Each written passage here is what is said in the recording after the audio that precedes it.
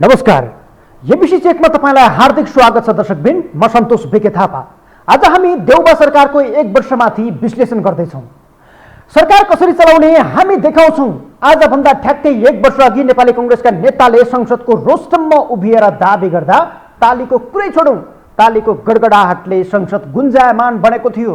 अहिले हुनै नेता सरकार कसरी चलेको छ देखाउन त होइन, बरु सरकार 1 वर्षसम्म कसरी चलाउनु भयो भन्ने प्रश्नबाटै भागिरहेका छन्।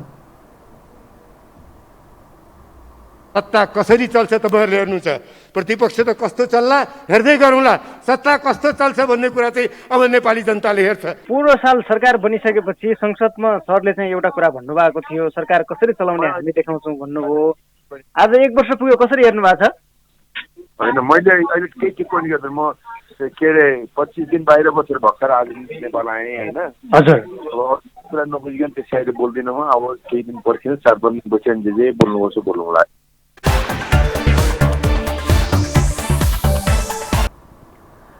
आज सरकार बनेको ठ्याक्कै 1 वर्ष पुग्यो। 1 वर्षमा सरकार कसरी चल्यो, 5 दलीय गठबन्धनले सरकार कसरी चलायो, यसो फर्केर हेर्दा जवाब के आउला?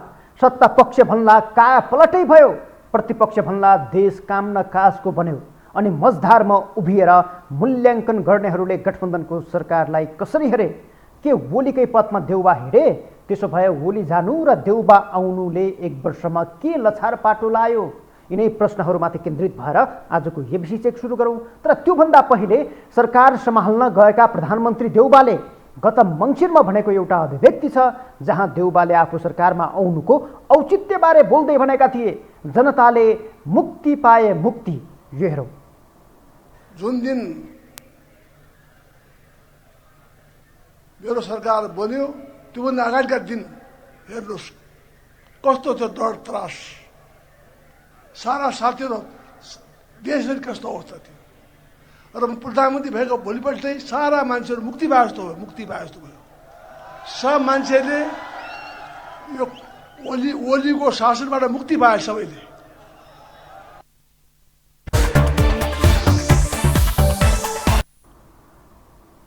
सरकार बनेको 1 वर्ष पुरा भयो। अब भन्नुहोस्, यो अवधिमा जनताले मुक्ति पाए कि शास्ति?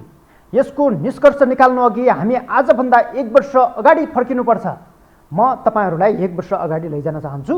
2078 असार 28 पछि देशमा 2 खालको अवस्था थियो। एउटा केपी ओली सरकारबाट हट्नुको दुःख मनाउ गरिरहेका थिए, अर्को गठबन्धनमा आबद्ध दलहरू सत्तामा चढ्नुको तामझाम खुसी मनाइरहेका थिए। ठिक आजभन्दा 1 वर्ष अघि सर्वोच्चको परामर्शले क्षणभरमै राजनैतिक कोर्स करेक्सन हुने गरी फैसला गरी जारी गरेको थियो। सत्ताको त्यो खेल एकाएक बदलिएको थियो।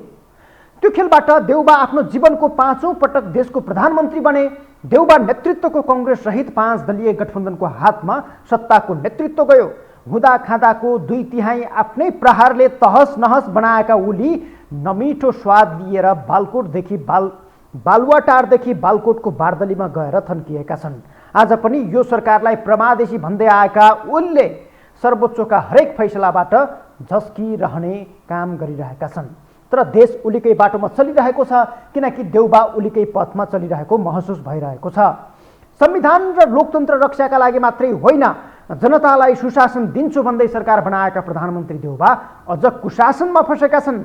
यो सरकारबाट आश गर्नु भनेकै बेकार हो भन्ने अवस्था देशमा आइपुगेको छ। अहिले उनै ओली प्रश्न गरिरहेका छन्, सरकार सरले चलाइरहनु भएको छ कि म्याडमले? एमाले अध्यक्ष केपी शर्मा ओलीको यो भनाइ हेरौँ। सरकार कसले चलाउँछ यो दुनियाँलाई थाहा भइसकेको छ, तपाईँहरूलाई पनि थाहा छ। मैले किन भनिरहने? म सरले चलाउनुहुन्छ कि म्याडमले चलाउनुहुन्छ यतापट्टि पनि जान चाहन्न। मेरो विषय पनि त्यो म बनाउन चाहन्न।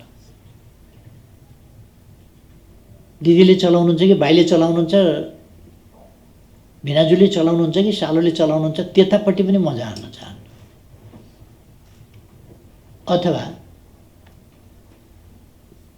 प्राइम मिनिस्टरले चलाउनुहुन्छ कि प्रधानमन्त्री जोसुकै भए पनि पावर, रियल पावर मै हुँ भनेर भन्नेले चलाउनुहुन्छ, त्यतापट्टि पनि म जान चाहन्न। जसले चलाए पनि चलाएको त यही नै होला। यही सरकार बोकेर हिँड्नु एउटा हदसम्म बोक्नुपर्छ, जब त्यो निष्प्राण भयो, त्यो हानिकारक छैन भने पनि बोक्नु हुँदैन, हानिकारक छ भने झन् बोक्नु हुँदैन। यो त निष्प्राण पनि भइसक्यो र यो हानिकारक छ। यसले हैजा फैलाउँछ, यसले समाजलाई दूषित गर्छ। प्रयोजन सिद्धिसकेपछि, जीवन त नभइसकेपछि मरेको चिज बोकेर हिँड्दा यो डेड भइसक्यो। यो गठबन्धन देशका लागि यो मृत भइसक्यो।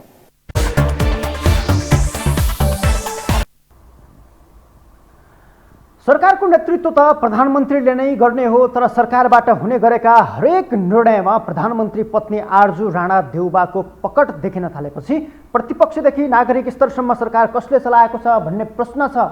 यति भन्दै गर्दा देउबाले कामै गरेका छैनन् त भन्ने प्रश्न पनि आउँछ।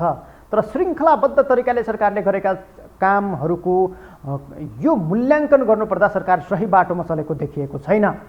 यति बेला पनि 1 वर्षको कार्यकालमा देउबाले या त देउबा सरकारले गरेका कामहरू कस्ता छन्, एकपटक हामी कामका कुरा गरौँ। पहिलो पटक संसद विघटन सर्वोच्चले बदर गरेको 6 महिनामै तत्कालीन सरकारको नेतृत्व गरेका केपी शर्मा ओलीले गत वर्षको जेठ 7 को मध्यरातमा दोस्रो पटक संसद विघटन गरेका थिए। त्यसपछि विपक्षी मोर्चा निकै कसिलो बनेको थियो। त्यसको सुरुवाती नेतृत्व नेकपा माओवादी केन्द्रका अध्यक्ष पुष्पकमल दाहाल प्रचण्डले गरे पनि प्रधानमन्त्रीकै प्रस्ताव लिएर देउबा कहाँ पुगेपछि प्रतिपक्षको भूमिकामा रहेका देउबा सत्ता पक्ष बन्नका लागि अघि बढे। यता 1.5 महिनापछि संसद विघटन विरुद्धको मुद्दामा फैसला गर्दै सर्वोच्चले असार 28 मा प्रतिनिधि सभा पुनः स्थापना मात्रै गरिदिएन, परमादेशी सरकार बनाउनका लागि या त परमादेश नै जारी गरेर देउबाको नेतृत्वमा सरकार गठन गर्न आदेश दियो। त्यही आदेशको बलमा सरकारमा जाने अवसर पाएका देउबाले असार 29 मा 4 मन्त्री सहित शपथ खाएका थिए। ती 4 मन्त्रीमा कांग्रेसका 2 र माओवादीका 2 जना थिए। देउबा सहितको 5 दलीय गठबन्धन सरकारमा सामेल भएपछि जनतामा एक खाले आशा थियो, किनकि ओलीबाट प्रभाव भएको कुशासनले जनता आजित भएर विकल्प खोजिरहेका थिए। तर सरकारमा आएको महिना दिनमै देउबाबाट अपेक्षा विपरीतका कामहरू हुन थाले। सुरुमा पार्टी विभाजनको अध्यादेशबाटै देउबा आलोचित बन्न थाले। 40% लाई हटाएर 20% भए दल विभाजन हुन सक्ने अध्यादेश ल्याएपछि नेकपा एमाले र जसपा विभाजन बन्न पुगे। देउबाले सरकारलाई पूर्णता दिन सकेनन्। लामो रस्साकस्सीपछि अर्थात् 88 दिनपछि 3 महिना पुग्न मात्र 2 दिन बाँकी रहँदा सरकारले पूर्णता पायो, जुन श्रृङ्खला आजको दिनसम्म पनि जारी छ। किनकि देउबाले यो बीचमा 7औं पटक मन्त्रीमण्डल हेरफेर गरेका छन्। 34 जनाभन्दा बढी त मन्त्री फेरबदल भएका छन्। गैर सांसद मन्त्रीको सङ्ख्या 3 जना छ, जुन यसअघि एमाले अध्यक्ष ओलीका पालामा पनि भइरहेको थियो। त्यही श्रृङ्खला देउबा सरकारमा पनि देखिएको छ। देउबाको मन्त्रीमण्डलमा हत्याको धम्की दिनेसम्मका मन्त्रीहरूदेखि अश्लील गालीगलौज गर्नेसम्मका मन्त्रीहरू छन्।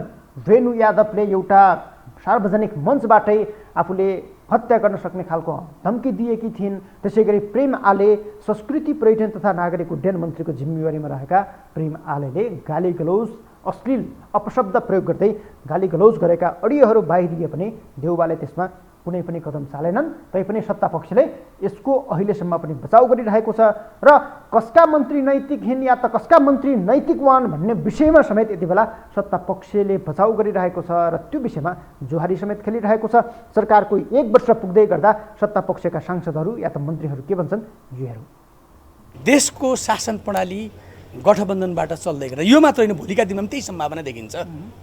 गठबन्धन किन, के का लागि, त्यसको औचित्य आवश्यकता कतिसम्म, कुन बेलासम्म, 10 वर्षसम्म गर्ने, 10 वर्ष मुलुक कहाँ पुर्याउने त, 5 वर्षका लागि गर्ने अथवा चुनावसम्मका लागि गर्ने, त्यसको आवश्यकता औचित्य मुलुकलाई कहाँ पुर्याउने हो। गठबन्धन जसरी बनाएर हामी सरकार निर्माण गर्दैछौँ नेपाली जनताको अनुहारमा नेपालको के अरे समृद्धिको यात्रामा पनि कुनै आमूल परिवर्तन त आउनु पर्यो नि त। सरकार बनाउने, धेरै सिट जित्ने, तर त्यसले आम नेपाली जनताको जीवनमा, हाम्रो बेरोजगारको समस्यामा, हाम्रा स्वदेशमा रहेका 50औं लाख नेपालीहरू स्वदेश फर्काउने विषयमा, मूल्य वृद्धिका विषयमा त हामीले परिवर्तन त ल्याउनु पर्यो नि त। भन्नुको मतलब नि केपी शर्मा ओलीले भने जस्तो लोभी पापी मिलेर सत्तामा चढे केही गरेन होइन। उहाँले पनि त्यो गठबन्धनका कारणले उहाँको पार्टी मात्र एउटा थियो, गठबन्धन जस्तै थियो नि। माधव नेपालको एउटा गठबन्धन थियो। कसरी हेर्नु होइन, मधेसवादी दलको एउटा कुरा, 1 वर्षको यो सरकारका कामलाई 3-4 कुराले विश्लेषण गर्नुपर्छ। नेपाली कांग्रेस पार्टी स्वयं प्रधानमन्त्री र हाम्रा पार्टीका मन्त्रीहरू अरू पार्टीका मन्त्रीहरूभन्दा बढी नैतिकवान, बढी जनताप्रति उत्तरदायी भएको देखिन्छ। तपाईँले योभन्दा अगाडिका समाजवादीका मन्त्रीहरूका भाषणहरू, दृष्टिकोणहरू, सार्वजनिक वक्तव्यहरू देख्नुभयो, अर्थमन्त्रीको कुरा सुन्नुभयो। हाम्रो प्रधानमन्त्रीका कम्पेरिटिभ हेर्ने हो भने हामी सफल नै हो। त्योभन्दा महत्त्वपूर्ण कुरा के हो भने हामीले समयमै निर्वाचन सम्पन्न गऱ्यौँ। संविधानलाई अदालतमा लामबद्ध भएर पनि संसद पुनर्स्थापना गरेर संविधानलाई एउटा ट्र्याकमा ल्याउने काम गऱ्यौँ। कोरोनाको युद्धलाई हामीले जित्ने प्रयास गऱ्यौँ। अब हामीले जित्ने दुईवटा कुरा हो। एउटा निर्वाचन गराउने हो, निर्वाचन जिता जसको पनि होला, निर्वाचन गराउने हो सरकारको दायित्व, निर्वाचन गराउनुपर्छ। दोस्रो कुरा, मुलुकका अर्थतन्त्रका सूचकहरूलाई जो नकारात्मक ढङ्गले अगाडि बढिरहेका छन्, केही प्रतिपक्षी दलहरूले कतिपय कुरा सत्य होला, कतिपय कुराहरू त्यसलाई बढाइचढाइ पनि बाहिर जनताका बिचमा लिएर जाने कुरा भयो होला। ती कुराहरूलाई चाहिँ हामीले चाहिँ यथार्थमा होइन, जनताले विश्वास गर्ने गरी मुलुकलाई श्रीलङ्काको बाटोबाट जानुभन्दा बाटो जोगाएर सिङ्गापुरको यात्रामा हामीले अगाडि बढाउनका निम्ति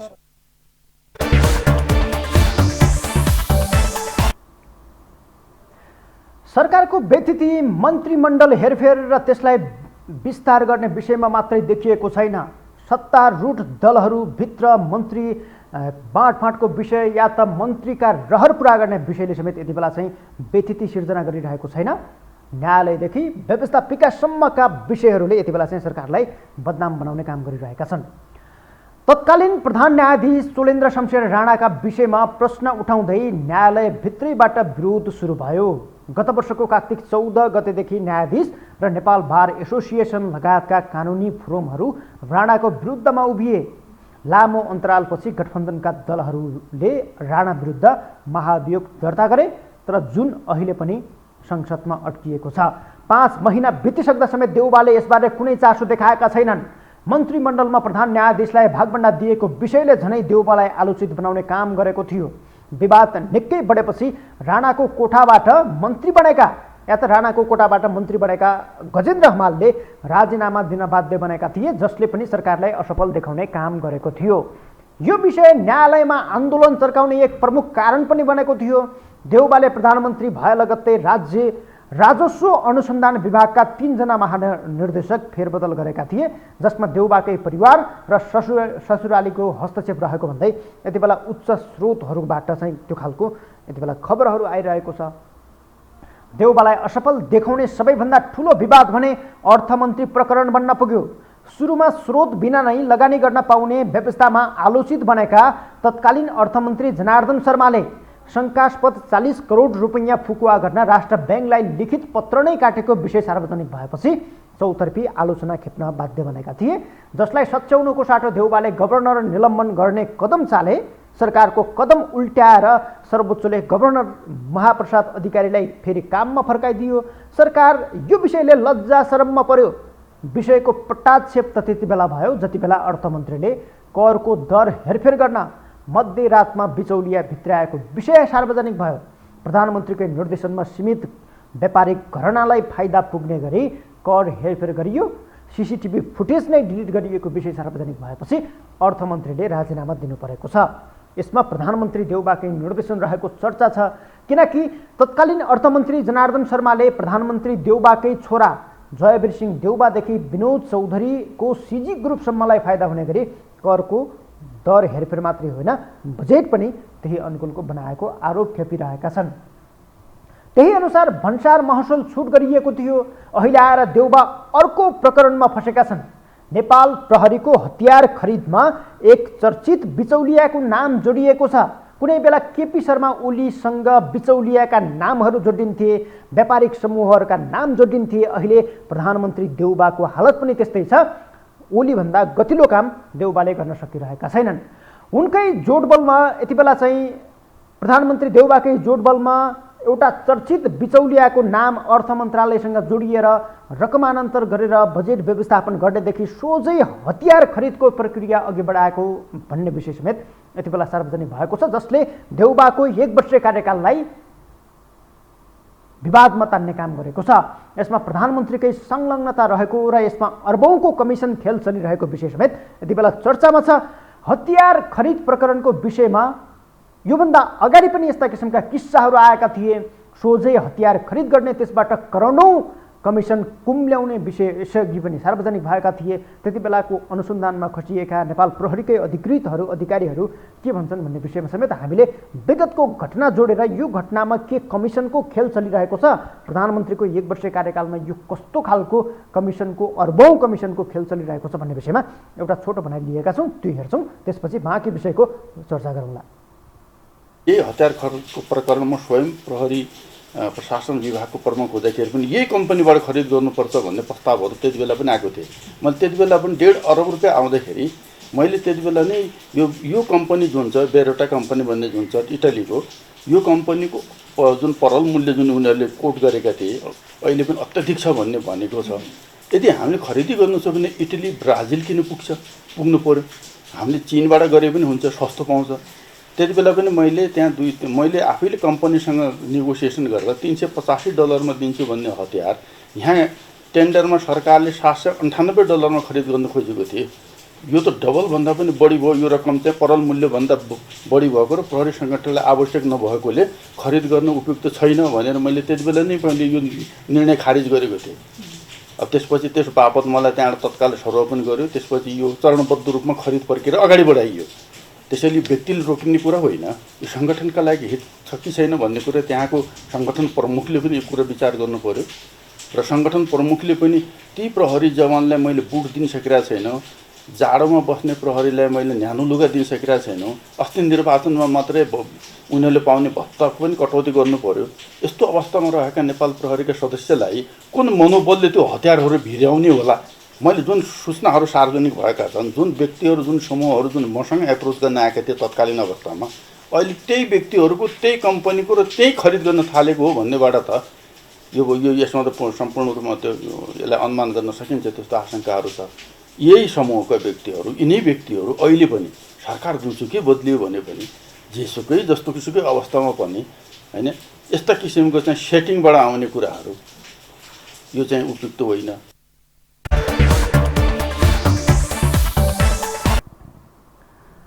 देउबा सरकारको मूल्याङ्कन गर्ने विषयहरू धेरै छन्। देउबा सरकारलाई असफल बनाउने विषयहरू पनि धेरै देखिएका छन्। विषयहरूको श्रृङ्खला हेर्ने हो भने लामै एउटा लिस्ट तयार हुन्छ। परराष्ट्र नीतिका विषयमा समेत देउबा असफल देखिएका छन्। अमेरिकी सहयोग परियोजना पारित गर्दा बानेश्वर रणभूमि बनेको थियो, तर देउबाले कसैको पनि सुनेनन्। नागरिक स्तरको इच्छा विपरीत नै संसदबाट एमसिसी पारित गरे। अहिले फेरि अमेरिकी सैन्य गठबन्धन जुन एउटा एसपिपीका नाममा सम्झौता हुने तयारी गरिरहेको छ, त्यो विषयमा समेत देउबाले नागरिकलाई झुक्ट्याउने काम गरिरहेका छन्। त्यो सम्झौतामा सहभागी हुनका लागि अमेरिका जाने तयारी गरेका या त त्यसकै लागि अमेरिका भ्रमण तय गरेका देउबाको भ्रमण समेत यति बेला अन्यलमा परेको छ। यही विषयका कारण, किनकि एसपिपीमा नेपाल सरकार पछि हटिसकेपछि देउबालाई अमेरिकाले उपेक्षा गरेको हो कि या त अब सम्झौता पारित हुँदैन भने देउबाको अमेरिकी भ्रमण पनि के औचित्य भन्ने ढङ्गबाट अमेरिकाले हेरिसकेपछि यति बेला त्यो भ्रमण समेत अन्यलमा परेको छ। चर्को विरोध भएपछि सम्झौताबाट सरकार पछि हटेको थियो, त्यो एउटा कारण पनि बनेको छ। छिमेकी चीन सरकारसँग यही कारण रुष्ट बन्ने अवस्था बनेको छ। मन्त्रीको कार्य सम्पादन मूल्याङ्कन गर्ने विषय समेत देउबाले व्यवहारिष्य बनाएका छन्। उनको पार्टीभित्रै एक हिसाबले लथालिङ्ग अवस्था छ। सरकार सञ्चालनका लागि रामचन्द्र पौडेलको संयोजकत्वमा बनेको उच्च स्तरीय राजनैतिक संयन्त्र समेत औचित्यहीन तरिकाले कहाँ छ, अत्तोपत्तोको अवस्थामा छैन। यसै गरी सरकारले खेतीपातीको मौसममा मल उपलब्ध गराएको छैन, जसले गर्दाखेरि समयमै किसानहरूले खेतीपाती गर्न पाएका छैनन्। अनि कोभिडको यो लामो सन्तासपछि या त लामो महामारीपछि जसरी अहिले तङ्ग्रिने अवस्था आएको छ, फेरि केही दिन यता कोभिडका सङ्क्रमण दरहरू बढिरहेका छन्। तर करिब 10 लाख डोज कोभिड विरुद्धको भ्याक्सिन खेर जाने अवस्थामा थन्किएको छ, त्यो बिग्रिने अवस्थामा रहेको छ। त्यसका प्रति समेत देउबाले कुनै चासो देखाएका छैनन्। गत साता मात्रै देउबाले संवैधानिक परिषद सम्बन्धी विधेयक राष्ट्रिय सभामा पेश गरेका छन्। विधेयकमा केपी ओली नेतृत्वको सरकारले ल्याएको अध्यादेशको व्यवस्थासँग हुबहु मिल्दोजुल्दो प्रावधान राखिएको छ, जबकि यसअघि केपी ओली नेतृत्वको सरकारले त्यो अध्यादेश ल्याउँदाखेरि देउबाले विरोध गरेका थिए। सार्वजनिक रूपमै विज्ञप्ति जारी गर्दै त्यसको विरोध गरेका थिए। अहिले हुबहु व्यवस्थासहित त्यसलाई चाहिँ राष्ट्रिय सभामा पेश गरिएको छ। कांग्रेस भित्रैबाट यो विषयको भने विरोध भएको छ। देउबाको उक्त शैलीको विरोध मात्रै भएको छैन, विधेयक फिर्ताको माग समेत उठेको छ। यति बेला स्वयं नेपाली कङ्ग्रेस प्रधानमन्त्री शेरबहादुर देउबा नेतृत्वको पार्टी समेत प्रधानमन्त्री देउबाको सरकार र कार्यशैलीप्रति सन्तुष्ट छैन। सरकारको बारेमा विभिन्न टीका टिप्पणीहरू नागरिकको वृत्तबाट उठिरहेको छ। समाजमा त्यो चर्चाहरू सुरु भएको छ। जुन विषयहरू यसअघि हामी विपक्षमा रहँदा हामीले नै उठाएका कतिपय विषयहरू छन्, ती विषयहरू अहिले सत्तामा पुग्दै गर्दा तिनै विषयहरूको पुनरावृत्ति भइरहेको छ। जस्तै हामी संवैधानिक परिषद सम्बन्धी जुन त्यो विधेयक छ त्यो फिर्ता हुनुपर्छ भन्ने एउटा मत पार्टीभित्रै पनि छ र त्यो अहिले त्यही रूपमा ल्याउने कुराको अगाडि बढिरहेको सन्दर्भमा कतै हामी पनि त्यही पुनरावृत्ति केपी ओली सरकारकै पालाको त्यो अधिनायकवादी सोचको उनले जसरी गर्न खोजेका थिए त्यो हुनुहुँदैन भन्ने लाइनबाट यो कुराहरू हामी सरकारलाई यो मिटिङहरूमा पनि कुरा उठिरहेको छ।